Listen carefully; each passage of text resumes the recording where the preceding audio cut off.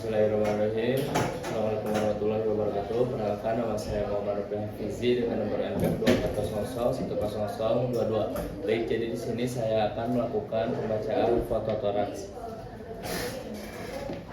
Yang dimana pertama-tama kita untuk pembacaan foto toraks ini memastikan identitas pasien seperti nama, kemudian usia, jenis kelamin, dan nomor rekam medis. Kemudian yang kedua ada tanggal pembuatan foto toraksnya. Kemudian yang ketiga ada tanda kanan dan kiri. Kemudian selanjutnya ada posisi pengambilan foto toraks yang dimana PA atau AP. Nah, selanjutnya saya akan melakukan penilaian kualitas pada foto. Yang pertama ada penetrasi atau kontras. Di sini kita lihat apakah kontrasnya terlalu hitam, kemudian atau terlalu putih. Kemudian vertebra torakalisnya 1 sampai 4 atau 5. Di sini harus terlihat dan diskus intervertebralis terlihat samar-samar. Kemudian selanjutnya untuk penilaian rotasi, di sini kita menilai apakah posisinya ini simetris, kemudian jarak dari bagian ujung medial clavicula kanan dan kiri terhadap garis tengah processus spinosus vertebra sama. Kemudian selanjutnya untuk menilai inspirasi, menilai di sini apakah fotonya diambil dalam kondisi inspirasi yang maksimal, afek dari diafragma sejajar, afek dari diafragma sejajar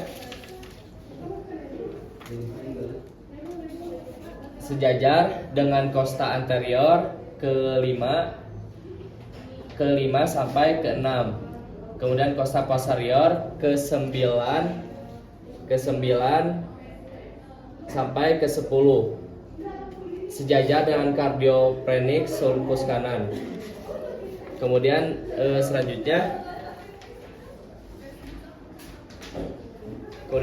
menilai magnifikasi, yang dimana menilai magnifikasi dari jantung atau pembesaran jantung, terutama jika posisi foto pada AP. Karena posisi jantungnya jauh dari film pada posisi PA-nya, ukuran jantung akan lebih akurat karena posisi jantung dekat dengan film atau tidak signifikan pada usia kurang dari 4 tahun. Kemudian untuk menilai angulasi, memastikan posisinya berdiri tegap, lurus dengan lantai, kemudian tidak miring ke depan atau ke belakang. Kemudian clavicula diproyeksikan di bawah costa 1 bagian posterior. Kemudian untuk diagnosisnya, kita lihat apakah pada trakeanya posisi di tengah, tidak ada deviasi. Kemudian tentukan posisi jantung pada fototoraksnya. Kemudian menentukan posisi bagian jantung pada silhut jantung. Kemudian selanjutnya tentukan besar jantung berdasarkan cardiothoracik ratio. Kita lihat, kemudian jarak jantung dari kanan terjauh dari garis tengah tersebut disebut garis A. Kemudian ukur jarak jantung sebelah kiri terjauh dari garis tengah tersebut disebut garis B. Kemudian buat garis imajiner yang membentuk rongga toraks terbesar sisi kanan hingga garis tengah vertebra disebut garis C.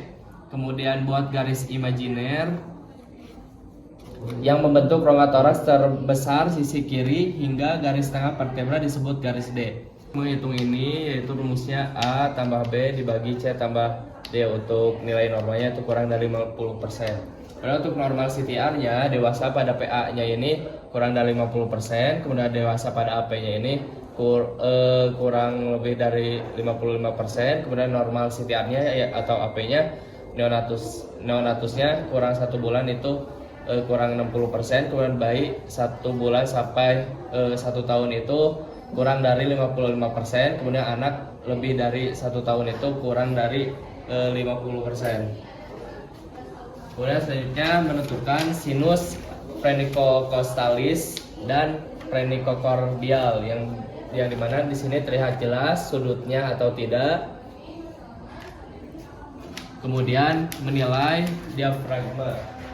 Kemudian di sini menilai diafragma yang dimana diafragma kanan lebih tinggi dibandingkan diafragma kiri. Normalnya perbedaannya kurang dari 2,5 cm.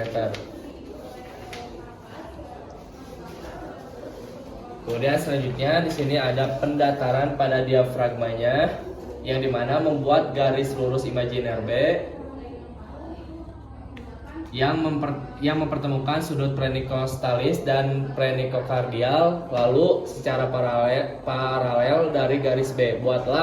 Kemudian buatlah garis A yang menyentuh bagian lengkung diafragma. Hitung jarak antara garis A dan B normalnya yaitu lebih 1,5 cm.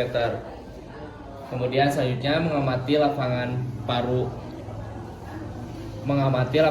atas, mengamati lapangan paru atas atau afek ICS 2 anterior, tengahnya atau ICS 2 sampai 4 anterior, dan bawah ICS 4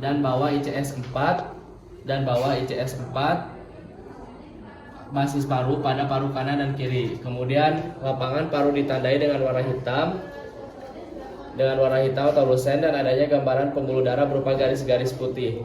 Kemudian selanjutnya gambaran vaskular paru normal tampak berupa corak putih besar di tengah dan makin ke perifer makin halus. Corakan bronkospekular normalnya kurang 2/3 lapang paru. Kemudian selanjutnya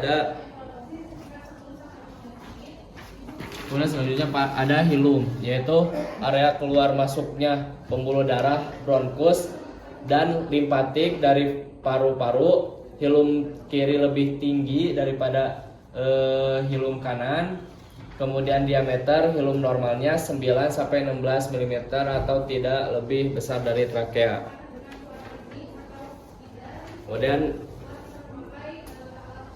Kemudian di sini mengamati densitas tulang kosta, kemudian mengamati densitas tulang skapula, kemudian mengamati densitas tulang clavicula, kemudian mengamati juga jaringan lunak dinding toraks yaitu payudara, kulit atau subkutis.